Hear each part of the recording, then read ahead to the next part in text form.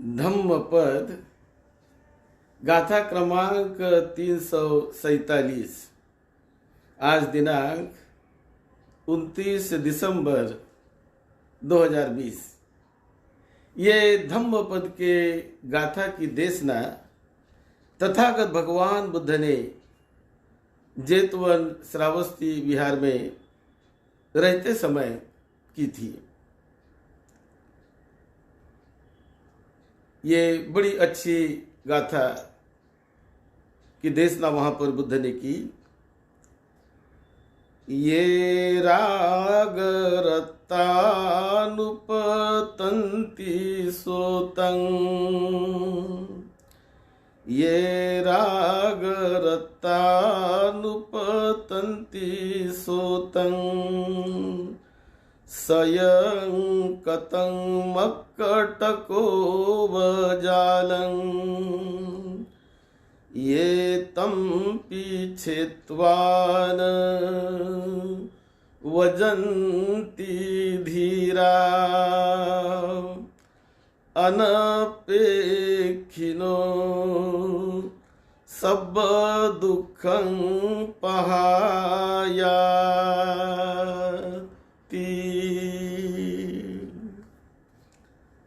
तथागत बुद्ध जेतवन विहार में रहते थे। उस समय राजा बिंबिसार की पटरानी खेमा, ये खेमा या उसे क्षेमा भी कहते हैं, तो वो खेमा भिक्षुनी वो बनती है। लेकिन ये खेमा नाम की जो पटरानी भगवान पदमोत्तर बुद्ध के चरणों में वंदना करके प्रार्थना करके वो बड़ी रूपवती और नयनाभिराम सौंदर्य उसने पा लिया था। बड़ी सुंदर थी। और राजा बिंबिसार ने एक सुंदर से सुंदर ऐसी लड़की से उसने शादी करके उन्हें पटरानी बनाया था। राजा होने के कारण कोई भी सुंदर स्त्री को वो पटरानी बना सकता था, तो उन्होंने बनाया और बड़े अच्छी तरह से वो रहती थी। लेकिन राजा बिंबिसार तो बुद्ध का बहुत बड़ा प्रशंसक और बड़ा वो धम्म सेवक भी था। लेकिन ये जो उनकी पटरानी खेमा, ये अति सुंदर होने के कारण, बहुत सौंदर्य और रूपवान होने के कारण वो बुद्ध विहार नहीं जाती थी। वो समझती थी कि मैं यदि बुद्ध विहार गई तो उसने सुन रखा था कि बुद्ध तो सौंदर्य की निंदा करते हैं, सौंदर्य को बहुत प्रशंसा नहीं करते, और मैं यदि जाऊंगी तो अच्छा नहीं होगा, ऐसा सोचकर वो नहीं जाती थी। लेकिन राजा तो हमेशा जाता था। राजा जानता था कि ये जो खेमा है उसको रूप का बड़ा गर्व है। रूपानुमाद कहते जिसको, ऐसे उन्हें गर्व है। ये कभी तो बुद्ध को मिले, सद्धम्म को समझे, ये अपने सुंदरता पर इसे बहुत गर्व है, बहुत गर्व है, ऐसा राजा जानता था। लेकिन राजा के मन में ऐसा भी लगता था कि मेरी भार्या है, पटरानी है, ये कभी तो बुद्ध विहार जाए, बुद्ध को मिले और सद्धम्म को सुने। तो इसलिए उसने कुछ नर्तकों को, अपने जो सेवक होते राजमहल में, वो सेविकाओं को और नर्तकों को एक बड़ी अच्छी बात वेणुवन के बारे में कही कि वेणुवन बड़ा सुंदर है, बहुत अदृष्ट पूर्व है, कभी हमने देखा नहीं, इस प्रकार की उसकी सुंदरता है। कभी हमने सुना नहीं है ऐसी सुंदरता। ऐसा सुंदर वो वन है जहां बुद्ध निवास करते हैं, जहां भिक्षु संघ निवास करता है। इस प्रकार से उसने बहुत सुना, मतलब सुन रही थी नर्तकों के द्वारा। राजा ने नर्तकों को कुछ गाने सिखाए, गीतों द्वारा वो वेणुवन का वर्णन करते थे। और ये वर्णन सुनकर उसके मन में इच्छा जगती थी कि मैं भी तो कभी वेणुवन जाऊं, मैं भी तो ऐसे सुंदर वन को कभी देखूं। ऐसी उसके मन में इच्छा जगने लगी, इच्छा जगी। और एक बार उसने वेणुवन जाकर बुद्ध का दर्शन लेने का विचार मन में ठान लिया। चलो तो देख तो लो, आज वेणुवन को भी देखूं, बुद्ध को भी देख लूंगी, उन्हें भी बहुत सुंदर ऐसा लोग कहते हैं। तो इस प्रकार वो वेणुवन चली गई। उस समय कोई उत्सव जैसा ही था, बहुत लोग वहां पर इकट्ठे थे, बुद्ध धम्म देशना दे रहे थे। बुद्ध ने देखा खेमा को आते हुए, उनके मन को बुद्ध ने पहचान लिया, जान लिया कि बड़े सौंदर्य का गर्व इसके मन में है। यह जानकर जब वो आई और बुद्ध को देखने लगी तो उसने क्या बड़ा अजीब चीज उसको दिखने लगी कि बुद्ध के पीछे अति सुंदर एक युवती पंखा लेकर हवा झल रही है पंखों से और बुद्ध के पीछे खड़ी है। वो देखने लगी और उसे मन में ऐसा आने लगा, अरे मुझे तो लोग कहते थे कि बुद्ध कोई सुंदरता की प्रशंसा नहीं करते, सुंदरता की निंदा करते हैं, लेकिन आज देखिए कितनी सुंदर स्त्री खड़ी है पंखा लेकर और बुद्ध को हवा झेल रही है। जब अपने आप को वो देखने लगी तो मैं तो उसके सामने कुछ भी नहीं हूं, ये तो अति सुंदर है। तो उसका पूरा मन उसको देखने में लग गया। वो देख रही, हवा झल रही है, अति सुंदर एक परी स्त्री लड़की। तो देखते देखते वो बहुत मुग्ध होने लगी, अति अधिक मुक्त होने लगी देखते देखते, और बड़ी निहार कर उसे वो देखने लगी। अब ये जो पंखा झलने वाली युवती है, इसमें परिवर्तन होने लगा। ये बड़ी सुंदर थी, बड़ी युवती थी, लेकिन अब उसकी उम्र बढ़ रही है। वो अभी 50 साल की हो गई, 60 साल की हो रही, और हवा झल रही है। इस प्रकार के उसमें परिवर्तन होने लगा। ये परिवर्तन देख रही है, और ये परिवर्तन देखते देखते वो अभी बूढ़ी बन गई।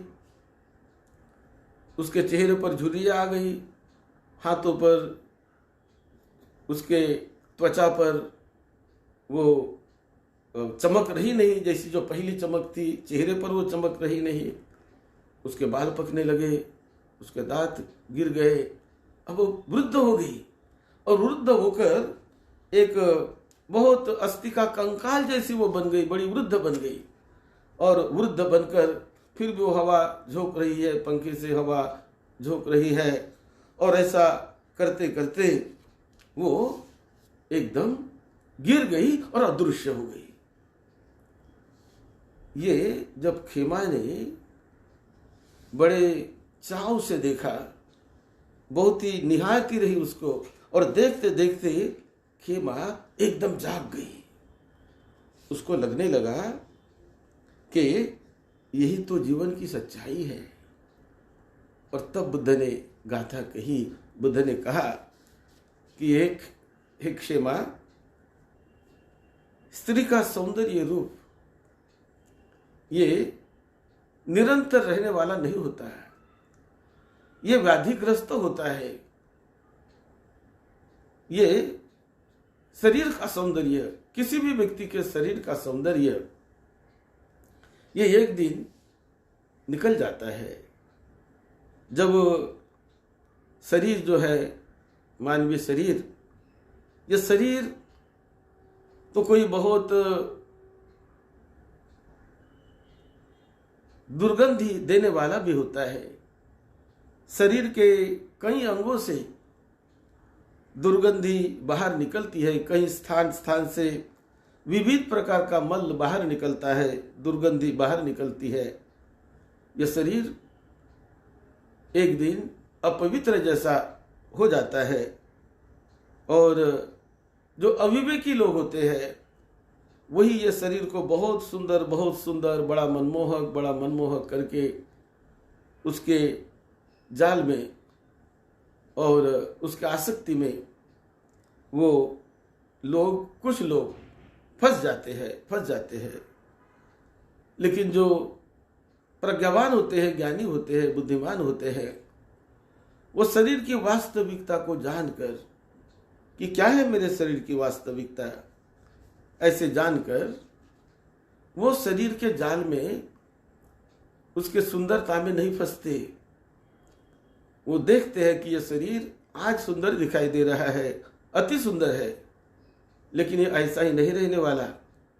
ये वृद्ध होगा, बूढ़ा होगा, बीमार होगा और बीमार होने के बाद ये बहुत दुखी व्याकुल होता है बीमारी में। जब वो बीमार नहीं है, स्वस्थ है, तो बीमारी का अंदाजा नहीं लगता। लेकिन जब आदमी बीमार हो गया, दुर्बल हो गया, तो वो बीमारी में अति दुख, अति वेदना को सहते हुए वो जानता है कि ये तो शरीर का स्वभाव है, ये तो जीवन का एक सत्य है, ऐसे वो जानता है। और उस शरीर के साथ आसक्ति जो बुद्धिमान व्यक्ति है वो नहीं रखते, उसके वास्तविकता को जान लेते हैं। इस प्रकार का उपदेश जब तथागत बुद्ध ने उस खेमा को दिया तो उपदेश सुनकर ही वो भाव विभोर होकर वो श्रोतापन्न अवस्था को प्राप्त कर गई। धम्म संवेग जागा उसमें कि कितना गर्व था मुझ में मेरे शरीर के प्रति। मैंने बीमारी नहीं देखी, मैंने बुढ़ापा नहीं देखा। अपने आप को ऐसा मैं समझती रही कि मैं तो कभी बूढ़ी होने वाली ही नहीं हूँ, बीमार ही नहीं होऊंगी। इस प्रकार का भाव मेरे मन में था। और आज सत्य देखकर मुझे समझ में आने लगा कि अरे ये तो शरीर का स्वभाव, ये तो ऐसा है। और इसके प्रति बहुत हम राग रंजित ना हुए, इसके प्रति बहुत मुग्ध ना हुए, इसके तृष्णा के प्रवाह में हम ना डूबे। कि तृष्णा को अतिक्रांत करके, उन्हें जीत कर यदि हम इससे बाहर निकलते हैं तो बहुत ही मंगलमय, आनंदमय एक जीवन जी सकते हैं। और उसके बाद हम ये भ्रम जाल से, भव चक्र की जाल से, ये दुख की जाल से भी छूट सकते हैं। जैसे मकड़ी, जो मकड़ी होती है वो मकड़ी जाल बुनती है अपने स्वयं के लिए। वो जाल बुनती है और जाल में वो स्वयं फंस जाती है।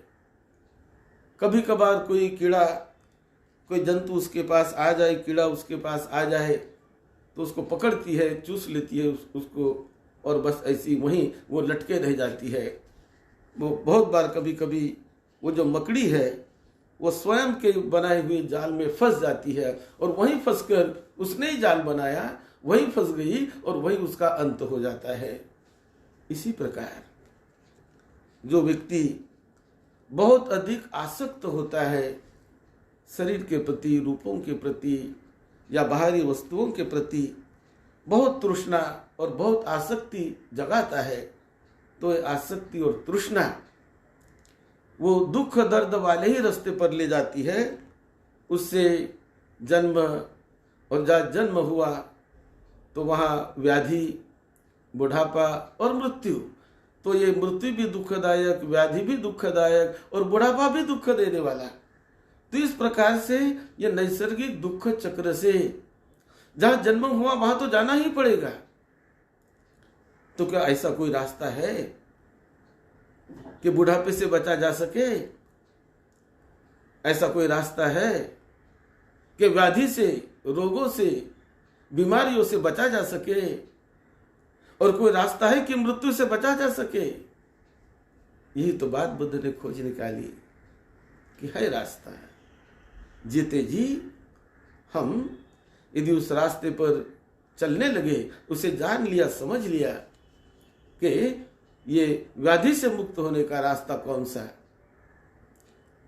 बीमारी से मुक्त होने का रास्ता और बुढ़ापे से मुक्त होने का रास्ता कौन सा, मृत्यु से मुक्त होने का रास्ता कौन सा है, ये जीव के लिए, इस चेतना के लिए, इसे जानकर प्रज्ञावान व्यक्ति, बुद्धिमान व्यक्ति वो खोजते हैं कि रे बार बार ये बूढ़ा होना, बार बार वृद्ध हो जाना, बार बार मृत्यु को पा लेना, बार बार व्याधि को पा लेना और बार बार इस चक्र में पीछे रहना और सुख तो थोड़ा और दुख ही दुख भोगते रह जाना, इसे बुद्धिमान प्रज्ञावान लोग अच्छा नहीं मानते।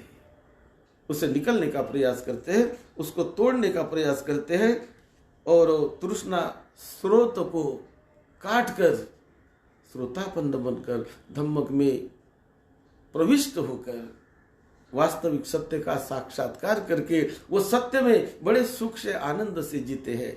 जैसे कि आदमी क्रोध के साथ भी आदमी जी सकता है, आदमी शराब पीते हुए भी आदमी जी सकता है, सिगरेट पीते हुए भी आदमी जी सकता है, सिगरेट छोड़कर भी आदमी जी सकता है, शराब को, इस नशे को, नशेली पदार्थों को छोड़कर भी आदमी जी सकता है। तो छोड़कर जीने में जो आनंद है, जीना तो है लेकिन छोड़कर जीने में जो आनंद है वो बहुत महत्वपूर्ण होता है। जैसे क्रोध में आदमी जी सकता है लेकिन क्रोध से मुक्त होकर भी जी सकता है, करुणा को बढ़ाकर, मैत्री को बढ़ाकर, अनंत सुख, अनंत आनंद को बढ़ाकर भी आदमी जी सकता है।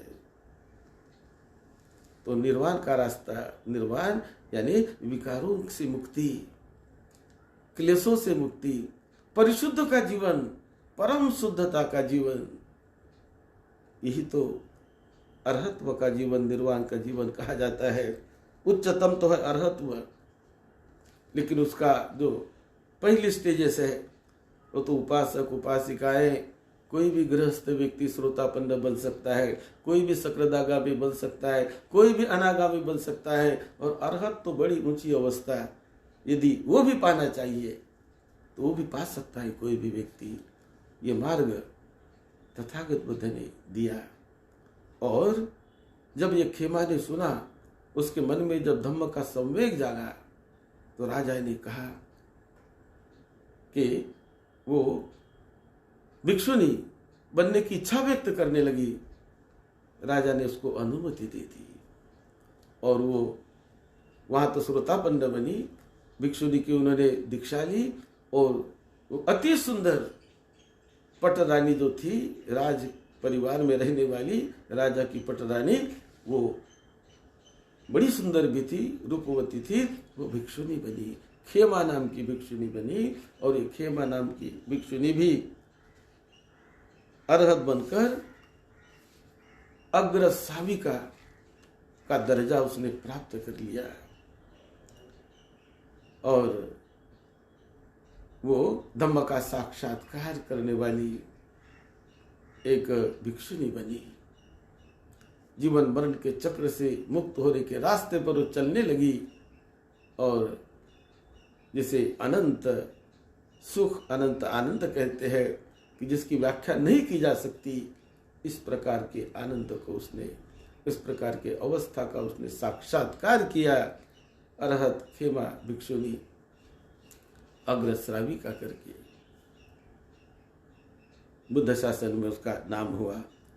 इस प्रसंग में तथागत बुद्ध ने ये गाथा कही थी, यो राग रता नुपतंती सोतं सयं कतं मक्कटको वजालं एतं पिछेत्वान वजंती धीरा अनपेक्षितो सब दुखं पहाया। ये जो जाल होता है तृष्णा का, आसक्ति का, भ्रम भ्रांति का, उसे प्रज्ञावान व्यक्ति, धीर व्यक्ति तोड़कर उससे निकलकर मुक्ति का और अनंत सुख का जीवन जी सकता है।